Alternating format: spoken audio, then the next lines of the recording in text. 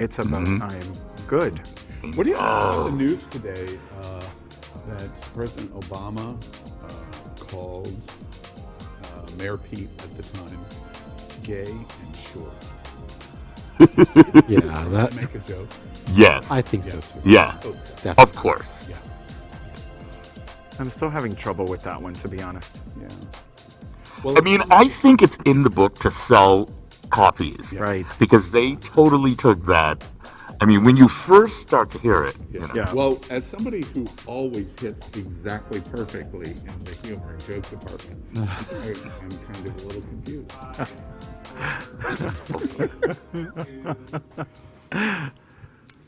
Well, welcome to Queer News Tonight, the world's first and only LGBTQ daily evening news. It's time to queer up the news. It is 7 p.m. Tuesday, March 9th, and we are literally out of the closet and into the headlines. So many of your important stories we are going to tell this evening on Queer News Tonight. The world's first live daily queer evening news show, out of the closet and into the headlines on Q News Tonight. Thank you for joining Queer News Tonight. This is an unedited live LGBTQ evening news show. Whatever happens, you will see it. This evening, we bring you the news of and perspective representing the LGBTQ community from South Florida, America, and across our world. I'm your anchor, Al Ferguson at Queer News Tonight, and this evening we welcome anchor Tony Lima. He is the Chief Operating Officer at Ariana's Center, Trans-Latina, Florida, that engages, empowers, and lifts up the trans community as the only direct service and advocacy organization based in South Florida, led by a trans Latina openly living with HIV. He is a longtime South Florida LGBTQ activist, advocate, and political operative, as well as a seasoned communicator, marketer, and fundraiser. Good evening, Tony. Take a breath, Al. Take a breath. Good evening. I'm happy to be here with you. And next up is anchor Dan Rios. He is the director of LGBTQ marketing for the Greater Miami Convention and Visitors Bureau, the official destination marketing organization for Greater Miami and the beaches, joining their marketing team and their division in 2002. Welcome, Dan. Thank you, Al. Great to be here. Well, tonight we begin with the queer headlines. The LGBTQ community in South Florida and across America is diverse. Our community across the world is vast, and here are the bullet points of the queer news for today, Tuesday, March 9th. We start off by queering up entertainment. Drag Race royalty Alaska thinks it's absurd that there are so many rules on who can do drag. The All-Stars 2 winner discussed Drag Queen of the Year pageant, explaining why it was so important to her and co-founder Lola LaCroix to highlight drag inclusivity and create a space that was open to all drag performers, regardless of their gender identity or experience level. The 2021 edition of the pageant included 8 contestants, including trans artists to bearded burlesque performers, vying for the title and a $10,000 prize. Alaska said, quote, "I don't know about other drag queens, but I've always shared a dressing room with a drag king. Over there, this girl does burlesque. This girl is trans, but she does drag. It wasn't wacko in the culture of drag to see people who have a different drag perspective or history working together. To me, it was natural. Isn't it absurd that there are so many rules?" End quote. The 2021 socially distanced Drag Queen of the Year, which was held on Sunday. It was Chicago-based drag king Tenderoni who took home the title of Drag Queen of the Year 2021. Well, you know, they had me at inclusivity. You know, this is one of those examples of the evolution of an event, and, you know, it's actually growing to be a beautiful thing, so I'm all on board. I think also that it's excellent that it's Alaska's voice that does this, because if it was other performers that didn't have the statue of Alaska, it wouldn't resonate or bring as much attention to this pageant or the point that Alaska is making about the rules and the divisions and the separations we have in our community. I constantly make the remark about the L and the G and the B and the T and the Q, that we focus on the micro communities. Alaska is making the exact same observation in the drag performance community. That's a good point. it's also interesting because I see it, and you know that I'm a huge RuPaul fan. It's no secret because I'm usually the one telling you the RuPaul stories on air. But it's interesting because this is often a criticism of RuPaul and the show. And it's really interesting that as of this last season, now RuPaul has a trans man who is competing actively, got Mick, who's doing really well in the competition. So there is a little bit of evolution, and I look forward to more. Now let's queer up travel. 11 photos from Sydney's 2021 Gay and Lesbian Mardi Gras to make you jealous. While New Orleans and the LGBTQ community limped through Mardi Gras last week, it was a completely different story on the other side of the LGBTQ world. Australia has handled the COVID-19 pandemic completely different than the USA. So as we started to see the pictures from the largest LGBTQ Mardi Gras and parade in the world, we were totally jealous. So it's time to live vicariously. Australia held Sydney's annual Gay and Lesbian Mardi Gras parade. There, thousands turned out for one of the few in-person Pride events so far this year.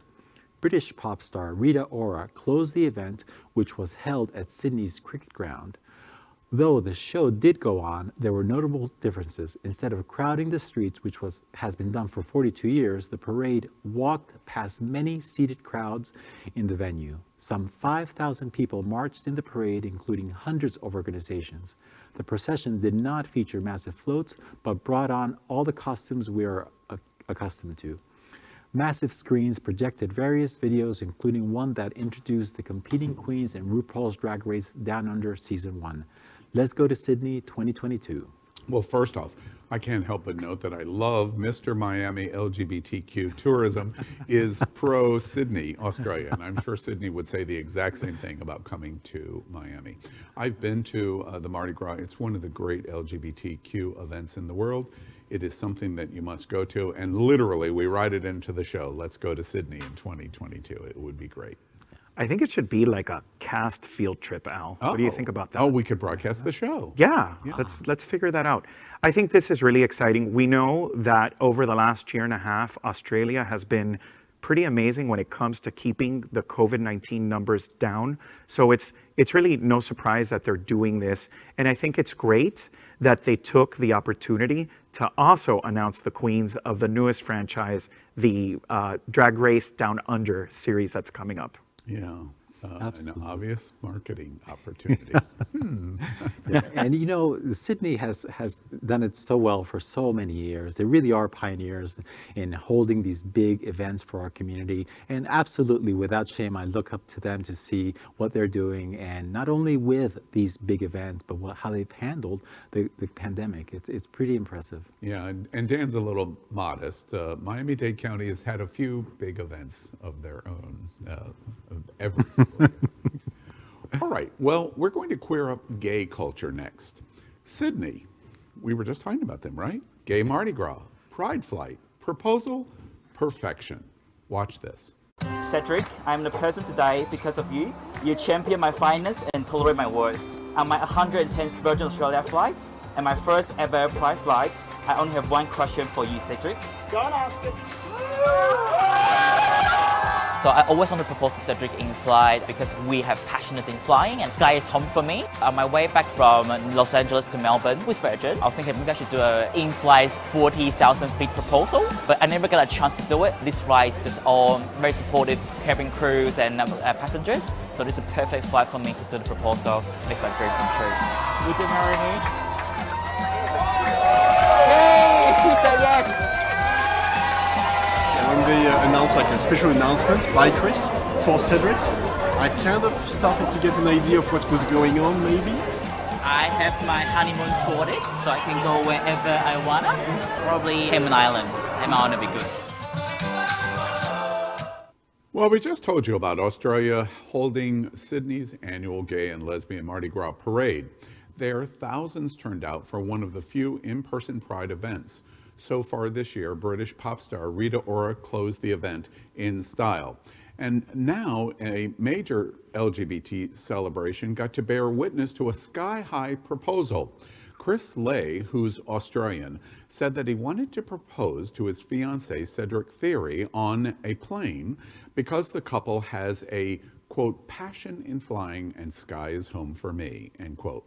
So he got on the flight's intercom and said, Cedric, I am the person I am today because of you. Lay said on the speaker before putting on his rainbow mask and carrying a ring, quote, I'm on my 110th Virgin Australian flight and my first Pride flight. I only have one question for you, Cedric, end quote. He got down on one knee and said, would you marry me? Of course, Theory said yes. The 120 other passengers cheered as the men kissed through their masks. It truly was Virgin Australia's first Pride flight. Let's go to Sydney Gay Mardi Gras in 2022. Yes, and we're doing this, huh? We're going to Sydney in 2022. Listen, in all seriousness, I love these feel-good stories. I love all of this excitement coming out of Australia during this time where we are rebuilding. We are really trying to get back to where we once were, if not to a better place. So this is a beautiful story, incredibly romantic, and it warms my heart. Yeah, absolutely. Very, very cute couple. And, you know, I'm touched by it. I'm so happy for them. But I have to tell you, if it would have happened to me in front of 122 people, I would have been a little upset because I'll be crying my eyes out. And I do not think I'll be comfortable in front of that many people. I've got good money to have seen that of you crying your eyes out. You know, the fun thing about this, what could possibly be better? I mean, flying is flying. But what could possibly be better on a Pride flight with 120 people that are twirling all over the plane, flying their Pride flags, and the entire crew from Virgin Australia is part of the family. Yeah. I bet that flight from Brisbane to Sydney was just absolutely gastric fun. Now it's time to queer up health. Study finds injectable HIV treatment only requires 6 doses per year. A new study finds monthly injections to treat HIV are as effective when used every 2 months. ViiV Healthcare, a specialist HIV company, which is part of GlaxoSmithKline, earlier this year achieved FDA approval for Cabenuva, a monthly injectable antiretroviral regimen to treat HIV. The monthly injections were touted for their ability to reduce treatment for the virus from a daily pill regimen to just 12 treatment days per year. Now, ViiV has announced that Cabenuva, a combination of 2 antiretroviral injections, ViiV's cabotegravir and Johnson & Johnson's rilpivirine, can achieve similar levels of performance when administered every 2 months. Dr. Hans Jaeger from ViiV said, quote, it provides an option that could change the treatment experience for some people living with HIV by removing the need for daily pills for the treatment of HIV. This regimen can enable people living with HIV to reduce the days they receive treatment from 365 to 12 or 6 per year, representing a paradigm shift in their experience of HIV treatment, end quote. Data from ViiV's global study confirmed that dosing the treatment every 2 months was non-inferior to monthly dosing. Yeah, this is an amazing evolution. Again, we're talking about evolution here, but I believe it or not, I am old enough to have lived through the AIDS epidemic in the 80s. Oh, we believe you. Oh, rude. So to see the change and to see the evolution is really amazing. You know, and what's really stark about this is this change has taken place over 24 months. There's an interesting survey that has come out in the last 6 months that among the top issues for people with HIV is to be reminded on a daily basis that they have HIV. And it's one of the #1 objections to taking a daily pill, which I think is fascinating because it psychologically affects them having to be reminded every day. And then when the monthly system came into place, they liked it better because it was a less frequent reminder. This is another step, 6 times a year, as opposed to 365 times a year. Yeah. What amazing progress, and I'm very happy for those that have clinical management for their HIV through this process. It also gives people options, right? So those that don't want to take something every single day have new options in addition to the monthly. So it's great that Vive is taking this first step and pushing forward. This is the more of the kind of good news that we need. Yeah. The final good news is let's cure HIV. Let's cure it. Now let's queer up politics. Barack Obama allegedly made fun of Pete Buttigieg for being gay and short. A new book on the 2020 campaign includes a passage that describes former President Barack Obama making fun of Secretary of Transportation Pete Buttigieg behind his back, calling him, quote, gay and short, end quote. Lucky how Joe Biden barely won the presidency by Hill journalist Ann Parnes and NBC's Jonathan Allen describes meeting with corporate Black Democratic donors at Ives, a trendy restaurant in New York City on October 2019, a few months away from the first state primaries. The book says that Obama, asked by an executive of the candidates in the Democratic primary, had come to him for advice. The authors said that he mostly talked about Senator Elizabeth Warren and effectively supported her presidential bid, even though he added that he wouldn't be endorsing her. He then talked about then Mayor Buttigieg.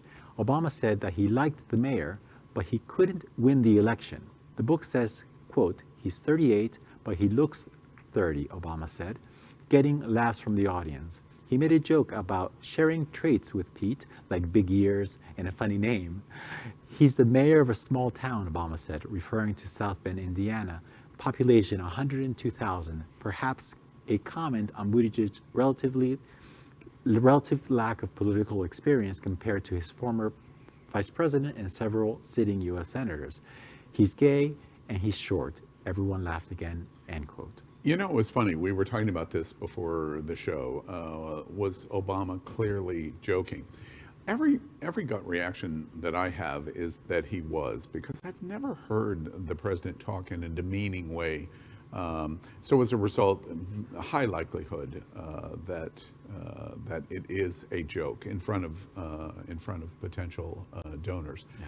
However, I think the most startling thing about this entire story is not Obama and not that he's gay, but that he's short. That's really what shocks me. You know, the way that I read this, having worked in politics for so many years, like he's making reference to Pete Buttigieg's potential electability. That's a conversation you always have when someone proposes to run for office, whether they're electable. So what he was saying was that it may be harder to get him elected because he's gay, because he looks young, because his short was probably the joke overall. But I think it was more commentary on electability than anything else. That'll be interesting to watch over the next couple of years because he's going to be very electable. Oh, absolutely. Yeah, absolutely. And he did throw himself in there. He was part of the joke. He was mentioning about his ears, about his name. Good point. So it was all part of one, commentary, really. So. All right. Well, next let's queer up politics. Joe Biden appoints Reggie Greer as White House's top advisor on LGBTQ plus issues. In his new role, Reggie Greer will promote LGBTQ plus inclusion with Joe Biden's administration and act as a bridge between the community and the White House. Greer joined Biden's presidential campaign in March of 2020, where his work was instrumental in building the organization's LGBTQ plus elected officials network and its candidate training program, which encourages queer people to run for office. Before joining the campaign, Greer served 3 years at the LGBT Victory Institute as its director of constituent engagement. As part of his duties, Greer worked to engage and inform the nation's network of LGBTQ plus elected and appointed leaders. Greer is one of more than 50 LGBTQ plus representatives in the Biden administration so far, which is on course to become one of the most inclusive and diverse administrations in American history. His appointment was met with praise from LGBTQ plus activists, including Anise Parker, president and CEO of the LGBTQ Victory Fund and Victory Institute, who called Greer a ray of sunshine in the conflict-driven world of politics. Kudos to Reggie. I've worked with him in the past. He is a brilliant man and he absolutely deserves this opportunity. But what jumps out at me most about this story is the whole bit about there being more than 50 LGBTQ plus people serving in Biden's administration. Like, how refreshing and exciting is that? Yeah, absolutely. And, you know, a wonderful man and also kind. I mean, the smile really just lights up a room. So it's wonderful to see a cabinet or an administration that looks so diverse. Apparently, I'm the only person at the table that has not met Greer. And I just want to bring to everyone's attention what has just happened with Dan and Tony is if we were untucked at RuPaul, they just dropped the mic and smashed it in my face. That they know Greer and I do not. I love that you just said that. We had an untucked moment. I've always wanted to be on untucked. That's so exciting. All right, back to sleep. Okay. Now it's time to queer up South Florida. Bisexual Resource Center launches 8th annual Bisexual Plus Health Awareness Month, calls for bisexual plus equity. The Bisexual Resource Center, or BRC, America's oldest national bisexual organization, will celebrate the 8th annual Bisexual Health Awareness Month social media campaign throughout March 2021. This year's campaign will center on equity. Equity is achieved when the unique needs of our diverse bi plus community have been met and discrimination against bi people of color, transgender, and disabled members of the bi plus community have been eliminated. The bisexual plus community makes up the majority of the LGBTQ plus community and experiences significantly higher rates of physical, sexual, social, and emotional violence and disparities than gay and straight people, as well as worse physical, mental, and social health. These health disparities are even worse for bi plus people of color and trans people. Belle Haggett Silverman, president of the Bisexual Resource Center, said, quote, "Although bisexual plus people are the majority of the LGBTQ plus community, we don't benefit from the same research, resources, or attention as our gay or straight peers. At work, at school, and at the doctor's office, our needs are often overlooked, creating serious challenges to our health and well-being." Well, the majority, honestly, it blows my mind. But it's really surprising because I guess what happens is we really, as a society, even within the community, we're asking people to be in their corner. So I think that within the community, they're actually not feeling comfortable coming out. So two notes that are really important to me that strike out on the equity issue in March in focusing attention here on bisexual, the B in our community, is first, we've reported here at Queer News Tonight the largest survey study ever done on identification in our community, 55%. It brought us to a stunning stop. 55% of the community identifies as bisexual. Only 25% identify in the G in LGBTQ. First, it was an all-stop moment in terms of statistics. Second, this announcement, the need for this month, the Bisexual Resource Center, I've seen so much conversation this week about these efforts and the issues that the B faces in our community. And the overwhelming thing that you hear is we are not heard at the same degree or level as the G, for example. Yeah. And it's the same point that I think we've all talked about, especially Tony's expertise in trans. It's the same issue in the trans community. And it's interesting to me that in our community, our largest segment of LGBTQ and our smallest segment of LGBTQ have the exact same problem. They're not heard or dealt with or get the attention that they feel that they need in our community. And we must change that. And that's exactly what this month is all about. I think it's a basic issue of privilege, Al.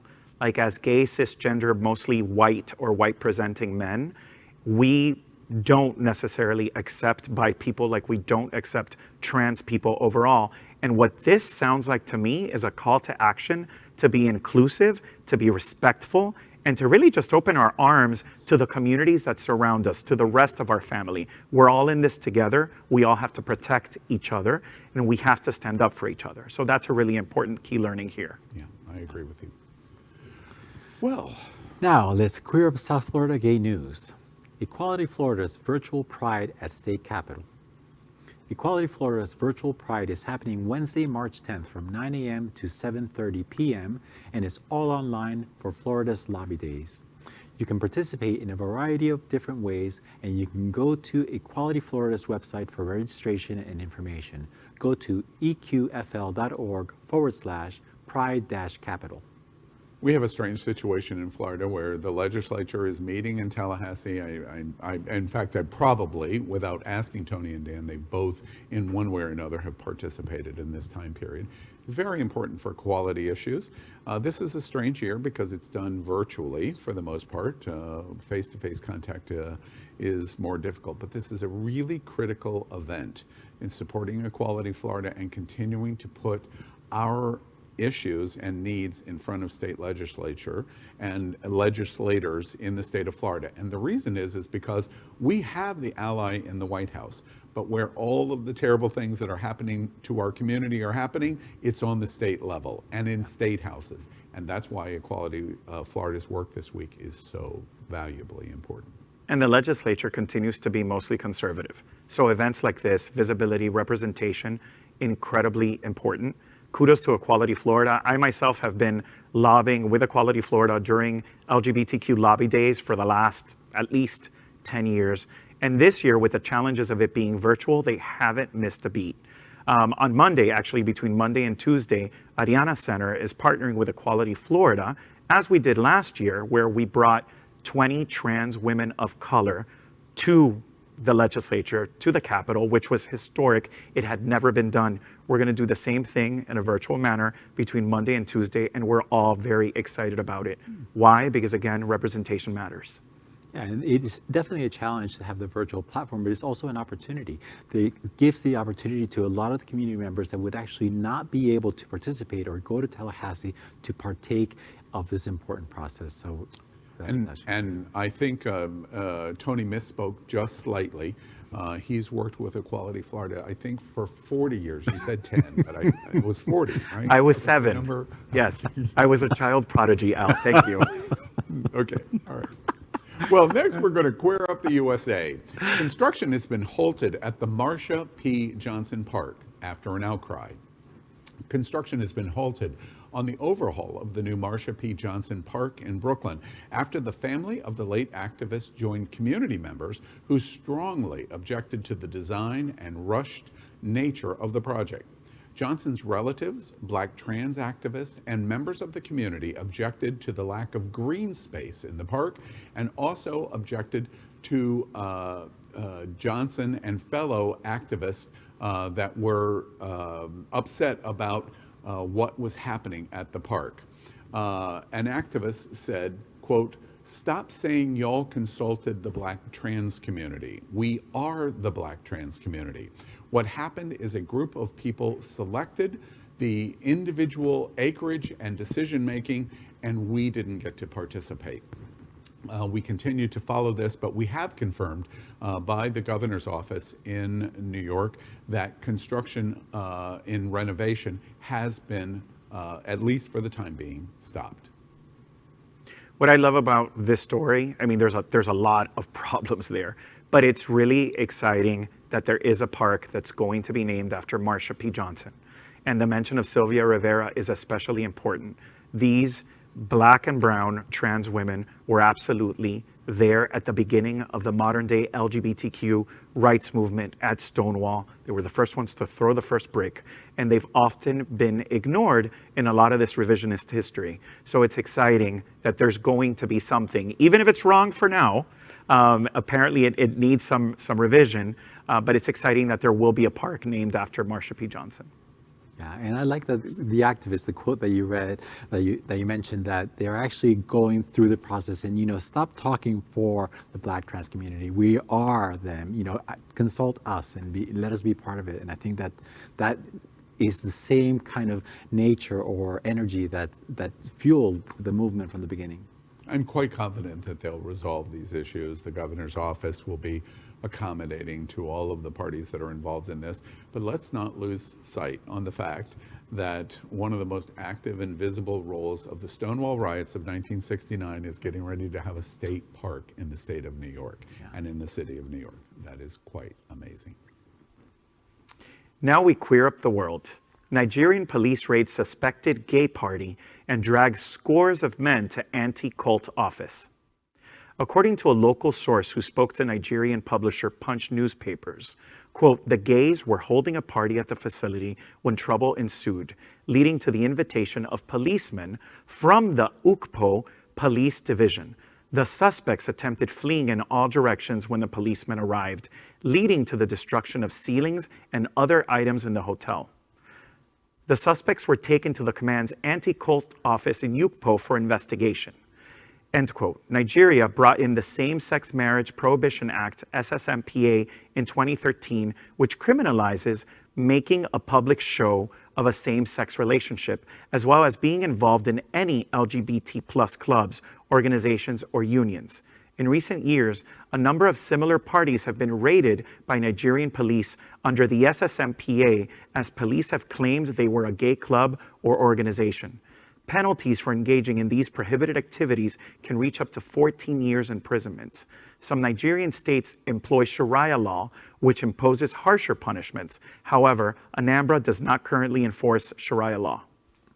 Yeah, it's just terrifying. And, you know, it shows that there's such a, it's driven by the religion that they actually label it or categorize it as a cult. So it's just terrifying. And I echo exactly what you just said, Dan. It's terrifying. There is a ray of sunshine here, and that is called the election inauguration of January 20, 2021. Even over, with no disrespect to President Obama, Joe Biden has a top commitment through the State Department, through the State Department's LGBT advocacy worldwide, the full force and power of the President of the United States, the White House, and the State Department is going to focus on Nigeria, Poland, the Soviet Union, and some of the most stringent in the Middle East, Muslim countries. And it is a top priority. And I suspect that before the end of this 4 years, we're going to be reporting on stories in Nigeria where the full force of President Biden and the White House will make dramatic difference in Nigeria. Hold on, the cavalry may be coming. Amen to that, Al. It's important to continue working on LGBTQ issues here on the home front, but the reality that the Biden administration is taking this on and really trying to help the rest of the world, especially where being LGBTQ is criminalized to the hilt, is a very important thing, and we should all be supportive of it. Well, that's our queer headlines for today. Let's catch up on the LGBTQ news surrounding COVID-19 with our special segment called Quarantine Quickies. Queer News Tonight has been LGBTQ America's most important news source on the pandemic, as we have reported on coronavirus in every news broadcast since January 6, 2020. Tonight, we report on the devastating effect that coronavirus is having on the American and worldwide LGBTQ community in total number of cases and deaths. We also now provide some hope and light at the end of this long tunnel. As of tonight, more than 2,080,000 LGBTQ Americans have contracted COVID-19, with more than 37,600 LGBTQ Americans dying from coronavirus. As of today, more than 116 million vaccine doses have been distributed, more than 92 million vaccine doses have been administered, and more than 31 million are now fully vaccinated. So let's queer up Quarantine Quickies. A year in, the pandemic continues to disproportionately harm LGBTQ plus people.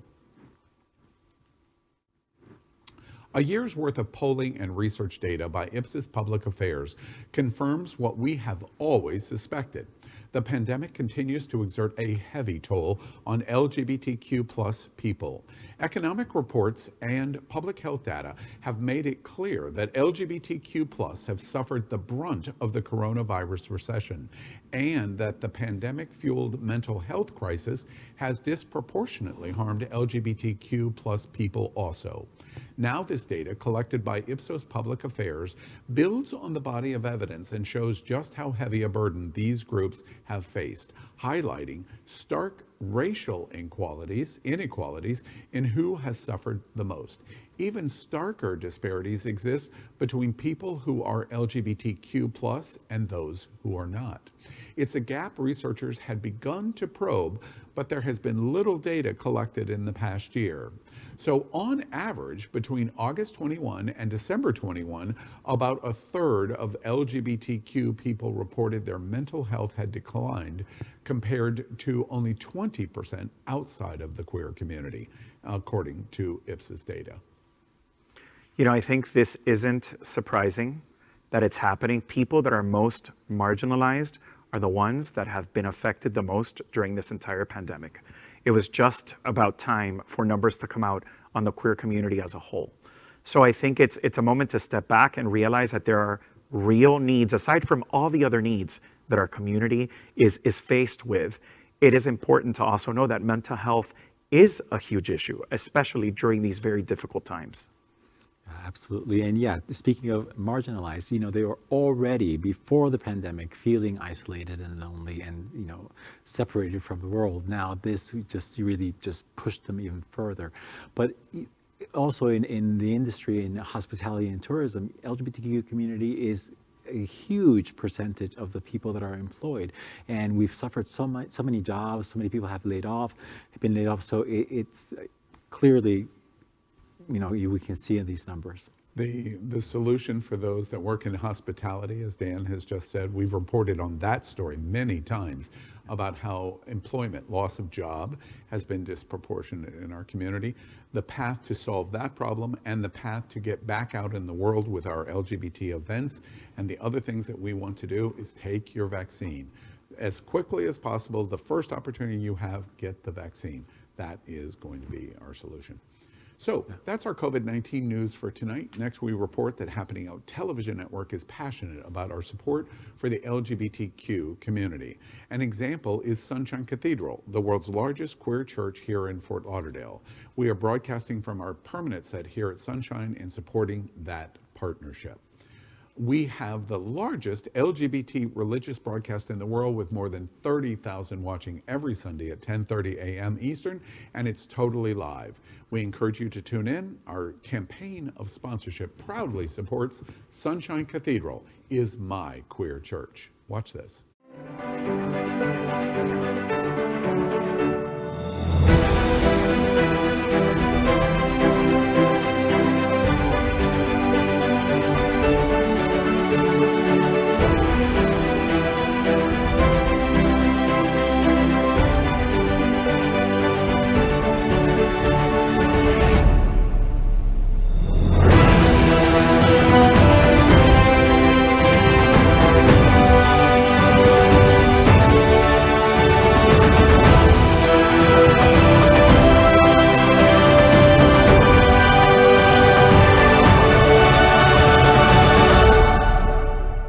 Hi everybody, my name is Eddie Marti Kring and I'm your field and community organizer for SAVE, Safeguarding American Values for Everyone, and Sunshine Cathedral is my queer church. We'd also like to thank our set designer, Concepto Modern Living here in Fort Lauderdale, for making the set in this amazing queer church campus possible. Finally, we thank Queer News Tonight's hotel sponsor, Best Western I-95 Fort Lauderdale. This is the closest and best choice to the famous Wilton Drive, and our hosts and guests stay at this LGBTQ ally partner. We encourage you to stay here when visiting South Florida. Welcome to Q's Q&A on LGBTQ health and pandemic. For nearly a year, this segment has been unique in America, answering your LGBTQ community questions about our unique health needs. We are proud to have Queer News Tonight health anchor, Dr. Howard Grossman. He is an American pioneer in HIV/AIDS medical treatment and was the executive director of the American Academy of HIV Medicine. He is a nationally recognized medical expert and proud member of our LGBTQ community. Good evening, Dr. Grossman. Well, before we move into this week's questions, Howard, we want to give you an opportunity to talk about the health news this week. What jumped out? Oh my God, Al, do you have like 3 hours? You get 1 minute. Go. Okay, well, this week we had the new CDC recommendations for people who've been vaccinated, which is a game changer. I think they were a little conservative, but on travel, but otherwise, the whole idea that if you've been vaccinated, you can be in a room with other people who have been vaccinated without a mask, without social distancing. If you're a grandparent and you've been vaccinated and you're with your grandkids who are very low risk, who haven't been vaccinated, that's okay. It really is a game changer for a lot of people. And then this week is the conference on retroviruses and opportunistic infections, which happens yearly, which was That's the big always HIV on my conference. calendar. I circle that with a big red. It's always on mine. And this year it's virtual again, but they've done an amazing job. I mean, the science is mind-boggling. You mentioned Cabenuva, the new combination drug from ViiV.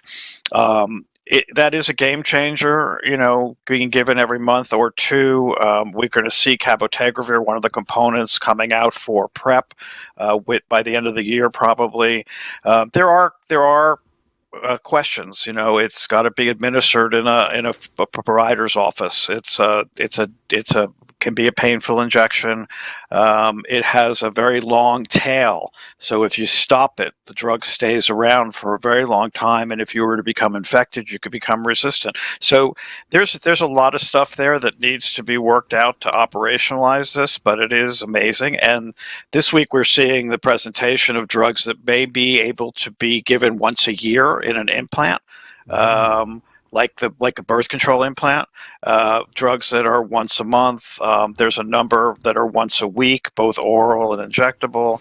It really is. The science is amazing. And the other thing that's really interesting, and there's so many gay people involved or LGBTQ people involved in HIV research, is that the HIV researchers have been at the forefront of COVID research. It's the same tool. A lot of them shut down their HIV projects because they took the same tools and they've been applying it to COVID, and the science is mind-boggling. I mean, early on we talked about how quickly things were developing, but if you see the scientific presentations that these people are doing, they can visualize the virus in all of its structures and how it does things. It's mind-boggling. 20 years ago, it would have been science fiction.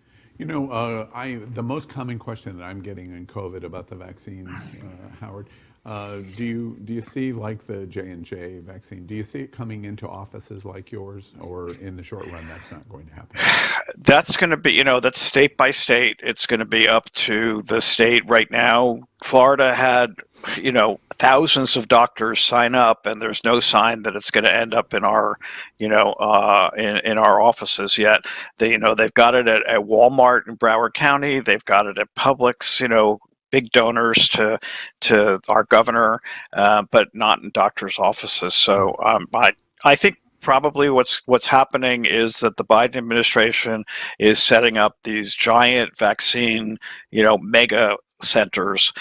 Certainly that's happening in New York and in California, and they're vaccinating so many people. I mean, we're up to almost 2 million people a day being vaccinated. The early news today is that they're going to cross 2.2 million vaccinations today. Right, and that's what a game change from where we started out the last administration, right? Absolutely. All right, well, let's jump right into the questions we have, and I believe we're going to start with Tony. Question number 1, Dr. Grossman. I've heard of Trimix and that it is an injectable. How can that be safe? Well, Trimix is an injectable, a compounded injectable for getting erections. It's one of those things that all the porn stars use. Remember porn? I mean, Al may remember this way back when all the porn stars, let's face it, all the porn stars wore cock rings in movies. They don't do that anymore because they're all injecting something to stay hard filming is not an easy thing. But Trimix is for people for whom the oral erectile dysfunction drugs don't work. It can be a solution. Like I said, it needs to come from a compounding pharmacy. There are several injectables that are pharmaceutically made. Edex is one of them. Caverject, also injectables. As a choice when the person feels I need that? Do you recommend it? If a person fails oral therapy and they really are having trouble, then it is a possibility. Remember, the penis is one of the easiest places to inject into because it has to grow, right? So the skin is loose and stretchable. Yeah. And so it sounds horrible, but it's one of the easiest places to do an injection. In my head. And we're going to push on to question number 2. But at the end of the show, I'm going to ask Tony all about this, and he's going to. Well, there's also a suppository that's helpful for some people, though it goes into the urethra. But it's not very good for oral sex. Because you could suck it out.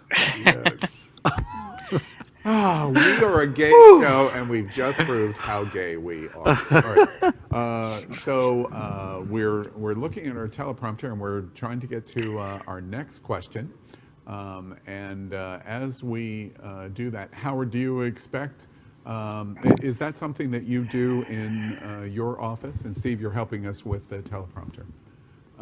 Yes, I can.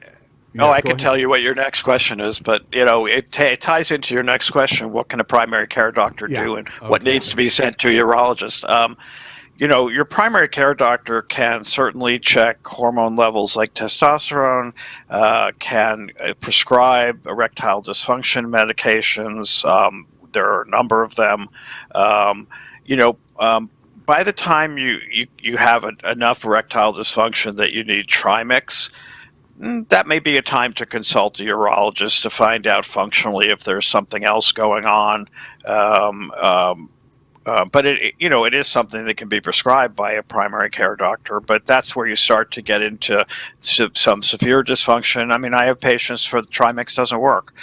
People who've had prostate surgery, for example, and are impotent may need implants, and implants may give them a chance to have a sex life again. But that's something that's done by a urological surgeon. Exactly. Before we move to the third question, if there you thought you were going to frighten me with these questions, didn't you? It was like, darn it, I'm not going to be able to trick him. In the year you and I have done this segment, very valuable for the LGBTQ community. I can't think of a single time in the last year of us doing it. Of course, we've mostly talked about COVID and the disaster of 2020 with COVID, but. It's interesting to me that this conversation really pulls up the need and value of having an LGBT embracive doctor. We've tried to get at this in many different ways, but having somebody that is comfortable with specific kinds of concerns in the LGBTQ community has been very clear tonight. And I'm going to talk to Tony after the show. I have to say, Al, I know a number of heterosexual doctors who are very queer friendly and conversant in many of these things and willing to talk about them. But I think that if you can find a good, educated, gay or lesbian queer doctor who lives a life, you talk from a different place. You have understanding. But cultural sensitivity is, I think, an important thing, and it's really important that we teach all of our medical students and things how to be good providers for LGBTQ people. Howard, I've told you before, I knew you were part of the club when I saw you on Grindr. Oh, wait. All right. Haven't been on there for a while, but maybe Scruff. Yeah. All right. And Tony's got our final question today. Last question, Dr. Grossman. When should I start asking my doctor about a PSA or a prostate-specific antigen blood test? So generally, the recommendation is to start doing screening for PSA when you're 50. There is some suggestion that maybe we may want to start a little bit earlier in some people. Certainly in people who are African American, we probably want to start more at 40 or 45 because there's an increased propensity for early development of prostate cancer. Anybody who has a family history of prostate cancer, you start at 40. So that's basically it. But it is an important screening, and I should say there's been a lot of controversy about it over the years, mostly because surgeons got very aggressive if the PSA was just a little bit above normal, and sometimes there were real complications to the surgery. Now I think people are getting more sophisticated in figuring out who really needs to have a surgical biopsy and who can be watched carefully, watchful waiting, and that's really helped a lot. But it's still worth doing the test. All right, well, great. Those are our questions. That is tonight's Q&A on LGBTQ health and pandemic. We are here every Tuesday with Dr. Howard Grossman to answer your questions. Do you need medical assistance? Well, our conversation tonight proves that you do, and we encourage you to contact Midway Specialty Care Center with 10 locations in Florida, and especially Dr. Howard Grossman. You can catch him on Scruff anytime. Oh, wait. Dr. Howard Grossman's here with us in Wilton, Manors, and all across South Florida. And thank you again tonight for being with us, Howard. Thank you, gentlemen. All right, well, so Queer News Tonight is proud to support our local influencers, personalities, drag queens, and entertainers here in South Florida, along with many of their local fundraising events. And tonight we are happy to feature Shawn, Palacious, a model, actor, entertainer, marketer, and public relations specialist. After years of traveling the world as one of the most sought-after entertainers and working in film and in the television industry, Shawn Palacious, also known as Kitty Meow, is hotter than ever. He is now the celebrity host and Goodwill ambassador for Hotspots magazine, proud to be Florida's largest LGBTQ+ publication approaching 35 years, and of Wilton Manors Entertainment Group, community marketing and events, social and cultural planning organization. This Sunday, March 14th at 2 p.m., he will be hosting, along with drag queen Missy Miyake LePage, Hunter's Nightclub Revival, Gospel Brunch. Take a moment to celebrate and nurture your soul on a journey with amazing food and beverages, great music, and fantastic vocal and dance performances, all while fundraising for and benefiting SunServe's Florida AIDS Walk team, with AHF matching all donations 100%. So to tell us more about the upcoming Revival Gospel Brunch and other plans in the making is celebrity host and Goodwill ambassador Shawn Palacious. Shawn, welcome back to Queer News Tonight. Well, thank you. Thank you for having me. Well, first off, before we talk about the event that you're doing this Sunday, we have to congratulate Hotspots, 35 years. Yes. You started with the magazine when you were 2, I understand. It's, for those that are not aware, it's the largest LGBT publication in Florida, and they've always done a great job, especially the social scene stuff, which is led by Shawn. And also, congratulations on your representation. You're the voice for Wilton Manors Entertainment Group. Yes. And at Wilton Manors, WMEG, it brings many of our important events and LGBT activities and non-LGBTQ activities to Wilton Manors, including our Stonewall Pride. So congratulations on what you do there. Thank you very much. Yeah. So tell us about the brunch on Sunday. It's of course, it's a fundraiser for SunServe.